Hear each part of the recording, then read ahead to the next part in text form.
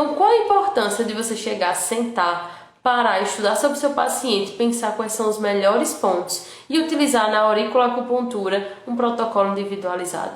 Primeiro ponto é que você estuda sobre o seu paciente. E aí muitas pessoas perguntam, mas peraí, eu vou estudar sobre o meu paciente, além de coletar as informações, também sobre a orelha dele? Com certeza. A orelha do seu paciente, ela fala, né? O seu paciente, ele tem a vida dele toda registrada aqui. Para quem está acompanhando meus stories, já deve ter visto que eu pego fotos de pessoas de orelhas reais, ali não é nada fake. Pego essas fotos e eu começo a analisar essas fotos dizendo que eu estou vendo. E a quantidade de pessoas que entram em contato pelo direct dizendo acertou, é isso mesmo, como é que a senhora conseguiu identificar isso? Porque a orelha do paciente fala. Então você fazer um simples registro fotográfico, tirar uma foto dessa orelha, levar para casa e estudar sobre a orelha do seu paciente, ver o que é que ela está falando junto com a entrevista que você fez, te dá armas para saber quais são os melhores pontos e o que é que você tem que trabalhar nesse paciente.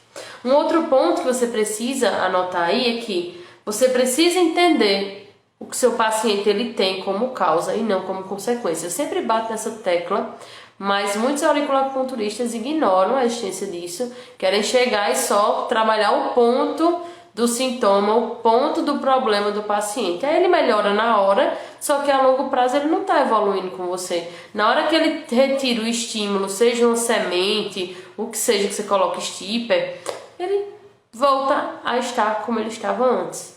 Então, a gente observa que aí não está tratando causa, só está tratando sintomas, ok? O outro ponto é que, na hora que você utiliza um protocolo individualizado, você aumenta a chance de resultados rápidos e eficazes com o seu paciente. Se você aumenta a chance, aí traz consigo uma consequência, que é você torna-se autoridade para esse paciente. Esse paciente enxerga você como um profissional que sim deve atendê-lo cada vez que ele tiver alguma necessidade. Então ele não vai chegar e trocar você pro terapeuta, porque ele enxerga em você o terapeuta que ele precisa para tratar a queixa dele, tá? Além disso, você se torna referência. Traduzindo, isso é o quê? Se tornar uma referência. Eu sou uma referência para muitos pacientes. Tem paciente que diz, olha, você não tem vaga, mas eu vou esperar você abrir vaga porque eu quero ser atendida só por você. Isso quer dizer que para esse paciente eu sou uma referência. E que ele deposita confiança no meu trabalho. Ele deposita credibilidade, ele deposita fé que sim, o que eu faço funciona e que sim, eu vou resolver o problema dele. Então, se você define protocolo individualizado, você consegue fazer isso. Ah, mas professora, eu posso fazer uma mescla então? Eu posso chegar a atender um protocolo pronto e acrescentar pontos nesse protocolo que eu acho que para esse paciente seriam úteis e que no protocolo original não tinha? Com certeza que você pode. Mas para que isso aconteça, para que esse start, esse clique aconteça, você pense, tal ponto também seria bom, você precisa entender. Esse ponto pode ser utilizado junto com esse protocolo?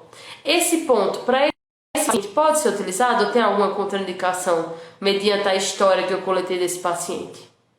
Esse ponto, ele se encaixa no protocolo que eu vou utilizar? Ele não vai acabar inibindo algum outro efeito que eu fiz? Ou não vai ter tanto resultado? Então tudo isso você tem que pensar quando você adapta esses protocolos que já estão prontos.